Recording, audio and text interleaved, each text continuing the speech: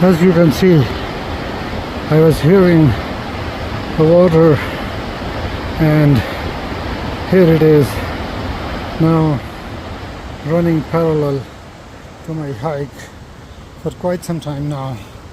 And as I said, out in the nature you have to be careful, be aware of your surroundings, make sure that you have enough hydration, navigation, and you have the life-saving kits for medical or even the food supplies, because anything can happen here.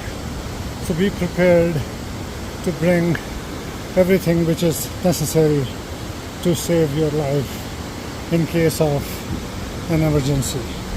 And here you can see the same water which comes from the mountains, the glaciers, and here we are enjoying not only the nature but the grandeur of flowing water through the rocks.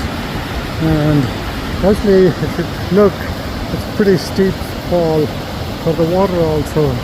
It's just not that my hike is steep, it's pretty much an uphill task, as you say.